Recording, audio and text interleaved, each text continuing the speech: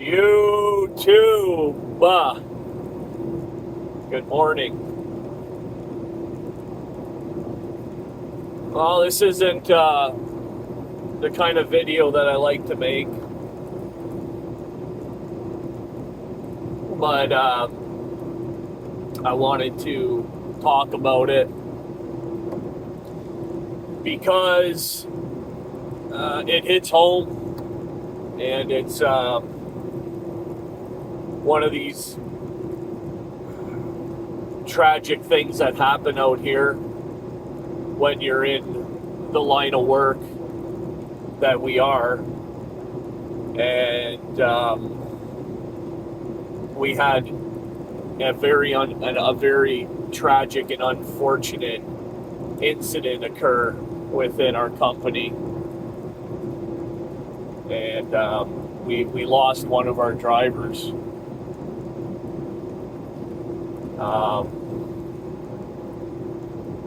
It's still under investigation, but I can tell you that it was horrific, completely obscene,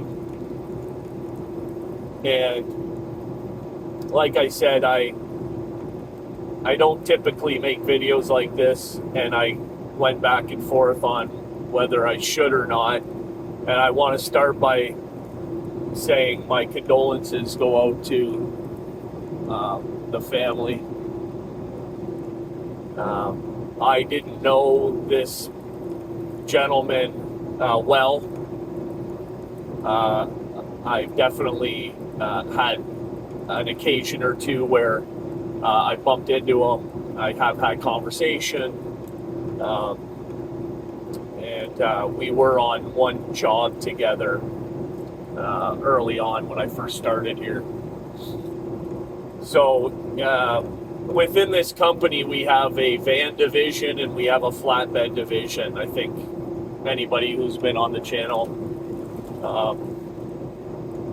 for a while, you might remember me mentioning that. So this person was within the flatbed division, 65 years old, been doing this job for over 20 years. I think somebody had said like 25 years. Basically, he was doing it for a hobby at this point, to keep busy. One of these drivers that, just love being out here still.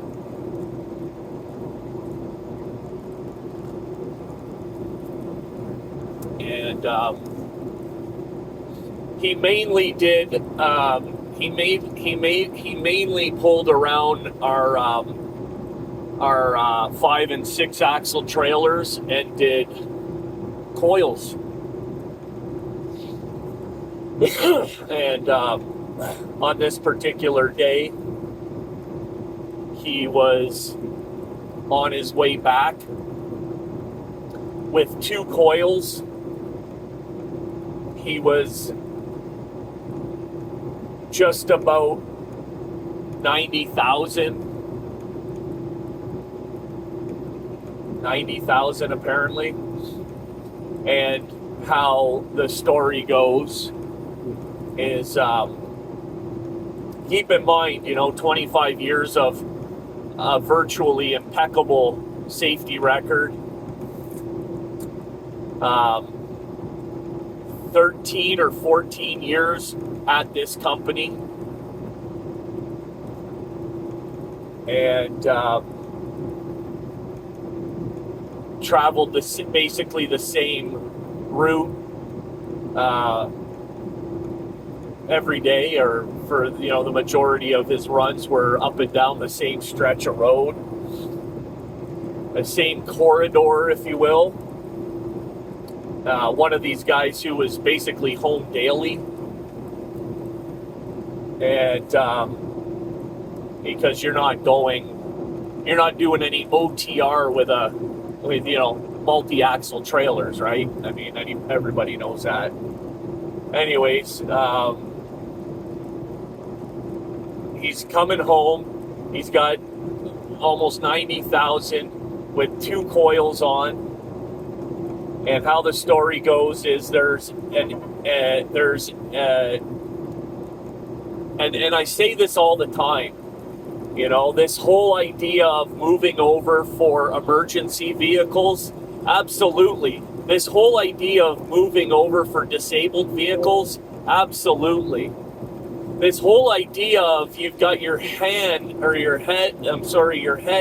in your phone, or you're talking, you're distracted, the distracted driver, you look up and you see an emergency vehicle on the road at the last second, and we see it all day, every day, these four-wheelers and sometimes truck drivers as well, and they just yank it over, right? Oh my God, I can't go by that cop.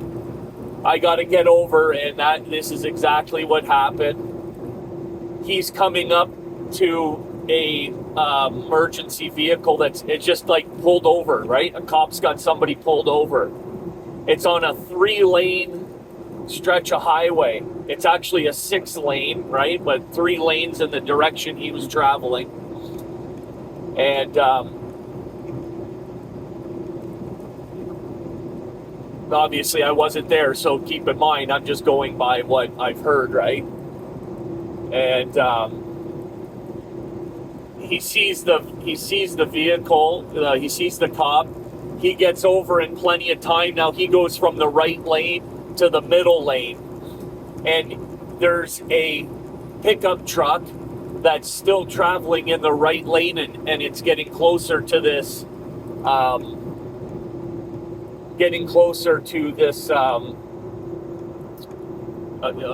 cop, right? So for whatever reason, he doesn't see the cop until the last second, and now the truck's coming up onto the, everything's kind of converging together. The cop, the truck, the pickup truck, and the driver hauling these coils. And a perfect combination of events, if you want, perfect storm, I guess you can call it. And of course, at the last second, he jerks over and he hits the brakes, and the coils let go. The truck behind him's tailgating him, ends up smacking into the back of him, into the trailer. Long story short, the coils let go, and the coils come right through the bunk, and the tractor burns to the ground.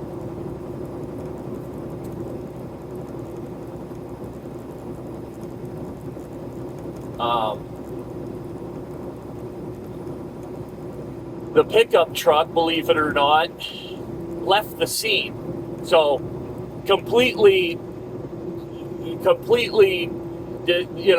out to lunch, right? Doesn't, whether or not they realized that they had caused this whole, basically caused this whole tragic set of events. Whether they realized it or they didn't stick around.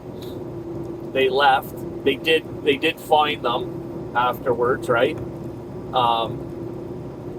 But that's disgusting.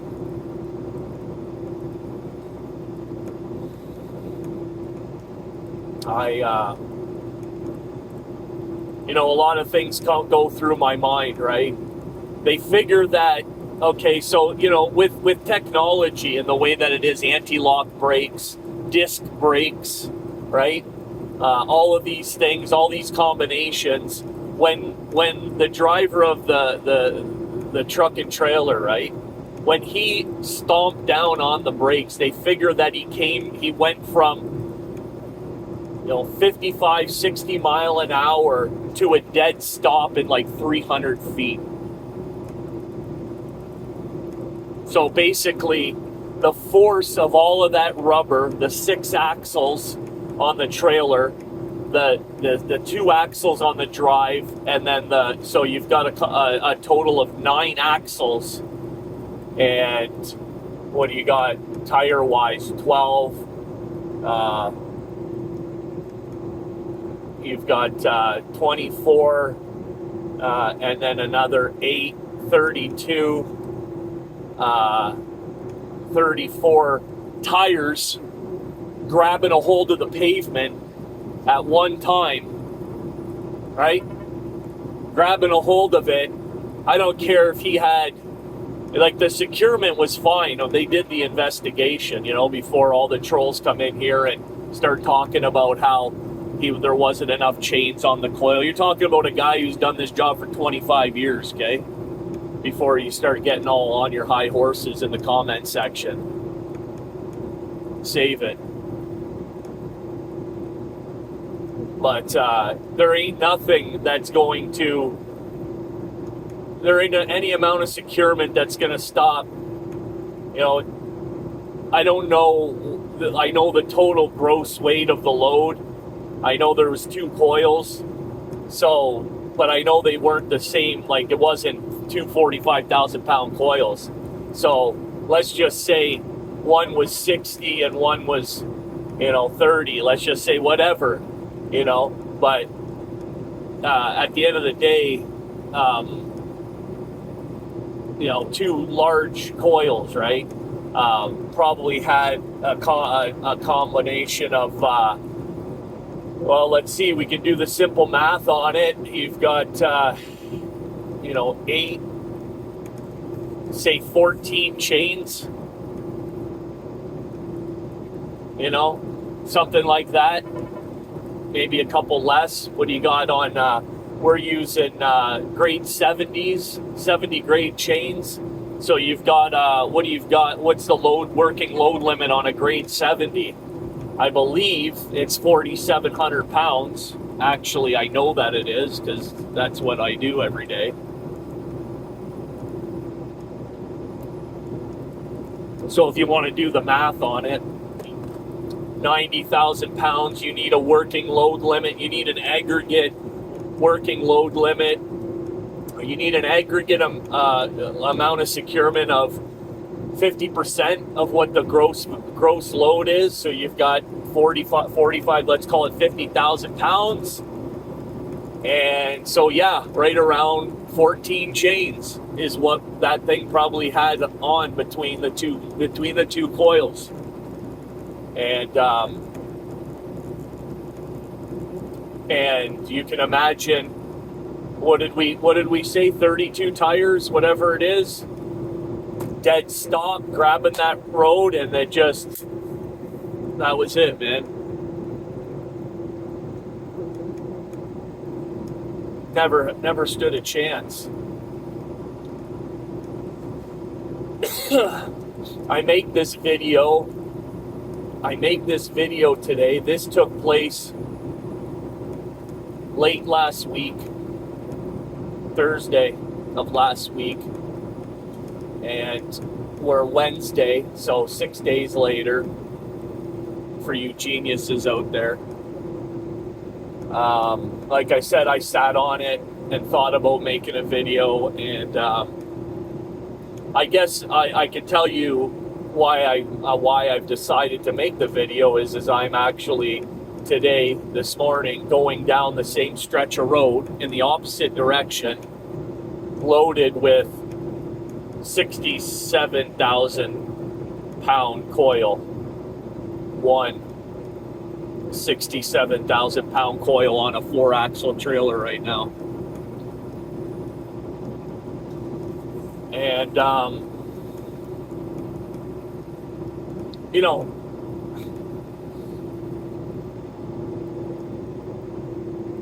it's funny, like, we get paid, and I know, like, okay, Driver's Lounge, now you want to start talking about money. Well, I do want to talk about money, because that's what we're all out here trying to do, is earn money, right? But I want to talk about money because, the risk involved. So last year we had another heavy haul coiler, same situation, a coil let go and they passed away, right? Last year, another driver, not in our company, a different company. This year, now this is the second driver in 2 years, okay? And there's been ones before, obviously. I can't remember when, but, you know, within our company, I get a premium for hooking up to a multi-axle, right? I get a premium for hauling heavy, but nothing compared to what I would be getting if I was on a permit load that weighed 8,000 pounds, just throwing it out there. And, you know, maybe I was hanging off 2 inches on either side of the trailer, so it's a wide load, right? Wide, not very, but it's a permit load. And I'm going to make exponentially more money on that load versus basically going down the road, you know, taking my life and the lives of others traveling the road. And, you know, I mean, to me, it's like, we should be paid danger pay, if you will, hauling these coils. They really should. And, you know, there's a couple guys within the fleet that, like this particular load that I've got, 2 drivers refused it. 2 drivers, like, it hits home, right? Like, you know, you're talking about, like, when it happens within the company, that's a big hit, man. It really is. 2 drivers, nope, I don't want to do it. As a matter of fact, there's a couple of drivers that have refused to do coil work anymore. You know, me in particular, my first flatbed job was coil work. That's what I started off doing. I started on a 5-axle doing coils. And I can tell you they are nothing to play around with. And you better know what you're doing. And there are guys, that's all they do every day, all day, is there's big steel work where you know, within a 200-mile radius of where we're at, and lots of steel work, right? Lots of steel work. And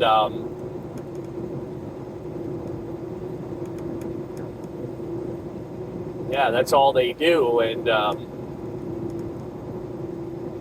you know, like I said, my condolences go out to the family, of course. And you know, guys, I think, like, I was on here talking about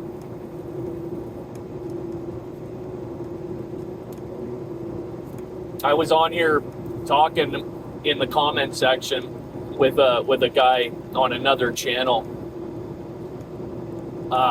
and we were kind of going back and forth because he does flatbed and he does a lot of coil work, and I've seen some securement on some coils on YouTube where I just shake my head, right? Like, shake my head.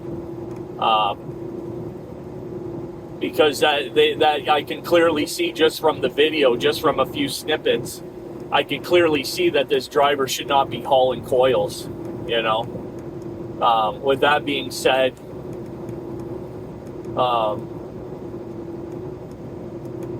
I was having a conversation with this driver of another channel, and we were talking about aluminum trailers, right? And my opinion is, yeah, aluminum's great. It's light. It doesn't rust, right? It's just a better material to build a trailer out of. But when you've got these drop chains, do you know what I'm talking about when I say drop chains? There's trailers that have chains that pop up out of the trailer, okay? They pop up.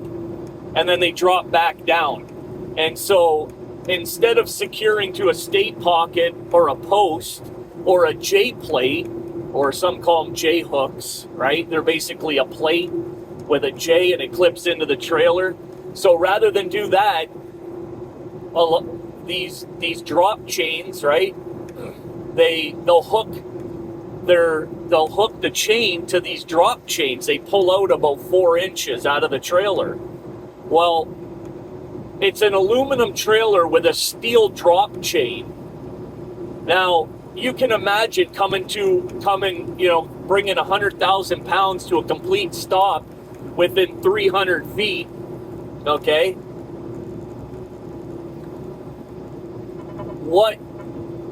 How you've got steel versus aluminum? In my opinion, right? In my opinion, though that's where it all goes away. That's where it all goes to shit right there.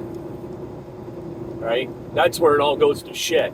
Those drop chains are just going to come out one by one. Plunk, plunk, plunk, plunk, plunk, just like pulling flowers. Plunk, plunk, plunk, plunk, plunk. They're going to come right out of that trailer.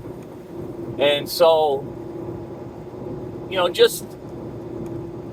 I like to say, like, when I do this kind of work, right? When I get onto a load has the potential for catastrophe, right? Catastrophic event, and something like coil work, it has the potential to be catastrophic, right? And anytime I get onto a load like that, it's even after all these years of doing it, does it pass a sniff test, right? Take a step back, look at it, look at it from a different angle, and if it doesn't look 110%, then rework it, right? You can't be in a rush. And I'm not insinuating that this driver was at all. I'm not, this was, like I said, this was a 1 in a million, this was a perfect set of circumstances, a perfect storm. Everything had to happen at that very moment, just like it did for this to go the way it did, So I'm not suggesting that this driver did anything wrong, right? I mean, when I think about that stretch of highway, which I've driven 1,000 times, as a matter of fact, I'll be driving it on the way back today. When I think about that stretch of highway, and when you look at a 6 lanes, you think about, like, you'd have to go out of your way to get into an accident with that. It's just wide open, and it's not heavily congested. And so, what's the takeaway from this?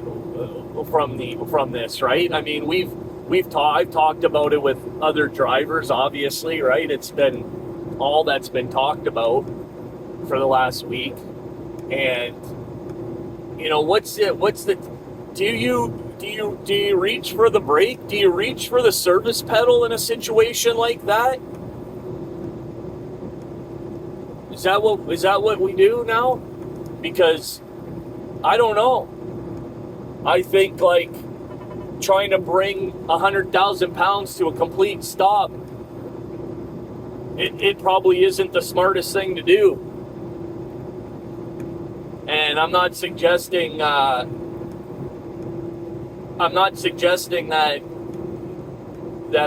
you don't want to try to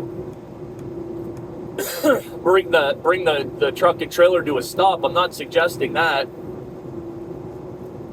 But I don't know about, bearing down on the service pedal, on the brake pedal. I don't know about that. I don't know about trying to bring it to a stop that quick. I think it's, if there's anything that I take away from this, is that, that's probably not what I would do.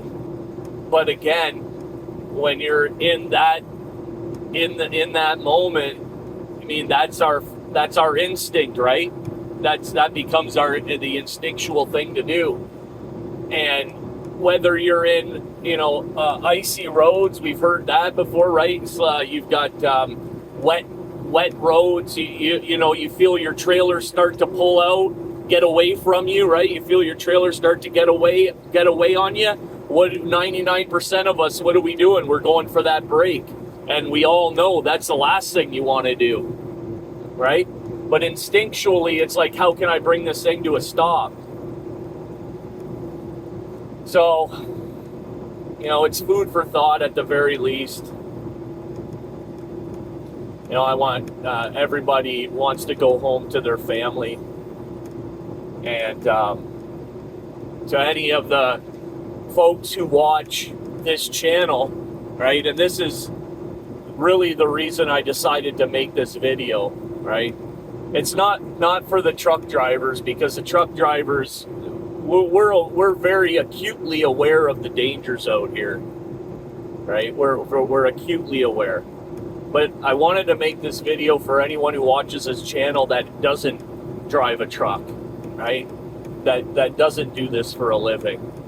And I want to say, like, that moment when you decide that you're going to cut a truck off, right? And, like, not merge properly, or just all of these very selfish maneuvers that take place by four-wheelers, right? That's what we call you, four-wheelers, with people who are in passenger vehicles. All these very selfish things that you do could inevitably cost somebody their life, and even more than that, it could cost you your life. Because there might be a truck driver that decides, I'm not going to slam on the brakes, right? I'm not going to slam on the brakes and risk having this load come through my bunk and kill me. Now, there might be a driver out there that decides, I'm going to go through whatever's in front of me and I'll take my chances, rather than try to save your life, right? Think about it now. If that driver that got cut off by that pickup truck said, hey, now it's your problem. It ain't my problem. I've got a dash cam. You can plainly see what you did here, right? And if all of that would have taken place in that split second, and he decided he wasn't going to bear down on that brake pedal, he probably would still be here today. But I'll tell you who wouldn't be. It's that truck driver and whoever else was in the truck with them. And heaven forbid it be, I don't even want to talk about it. But I want you to keep that in mind. Right?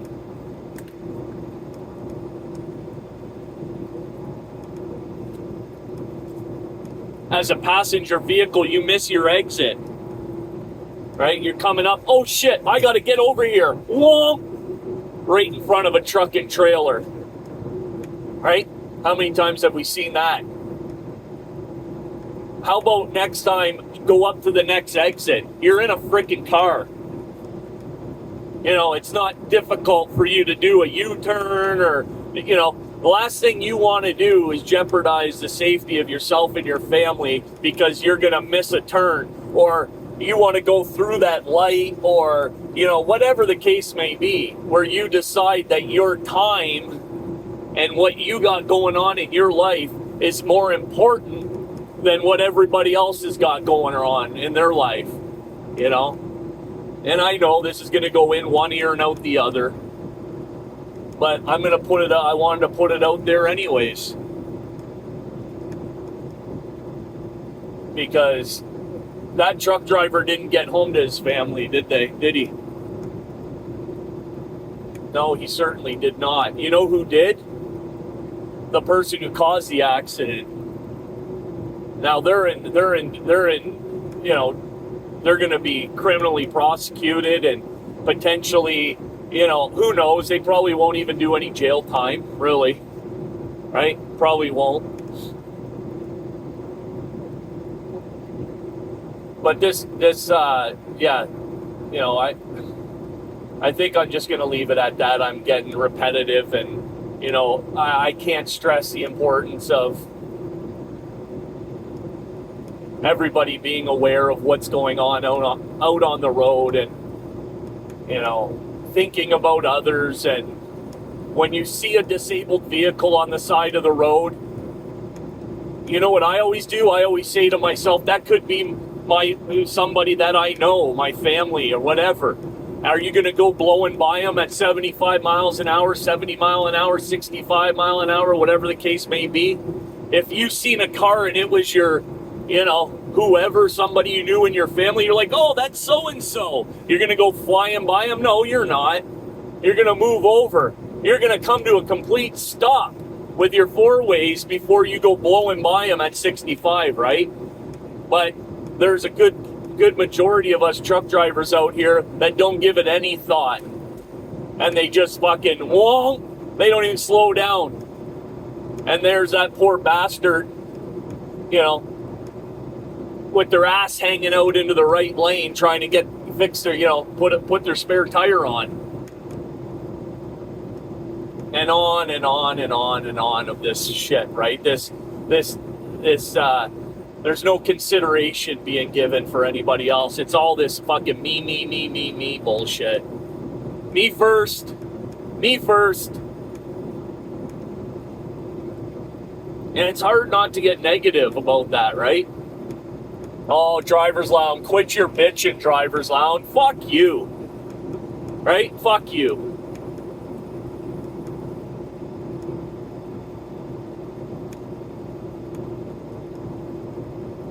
Fuck you. And for all the cowards that go in the comment section with no face, no name, start saying all that shit, you know damn well you wouldn't say it to my face. No, you wouldn't. And I don't want to make this video about all that. But, you know, it's like, bitching? No. Speaking the truth? Yeah. Yeah, it's reality, right? And you don't want to hear it. And what I think when I make a video about all the shit that goes on out here, and I say things that other channels won't say, right? Because they don't want to upset the apple cart. They don't want to get their subscribers upset or lose a subscriber, right? Yeah, so they don't say shit, and then you got these people come in the comments and, you know, say I'm whining and I'm a little girl and all this fucking nonsense. You know, that's because obviously that hits a chord, right? You're one of these drivers that, you know, behave poorly out here and aren't considerate and aren't professional, and you know, so I know where it stems from. It stems from guilt, right? Shame. Yeah. So we can all do better, including myself, right? There's days where I'm more proactive. There are days where I can get complacent. For sure. 100%. You know, working 50, 60, 70 hours a week. Week after week. You know, there's you know, you get this sense of invisibility, right? Nobody sees me out here. And, you know, I could just kind of go down the road and, you know, with my head in the clouds, so to speak. And no, that's not the way to do this job, right? And yeah, I don't know, man. I'm just kind of, my heart goes out to the family. You know, really hits home, and I wanted to bring it to your guys' attention. You know, and we'll leave it at that for today. Driver's Lounge over and out.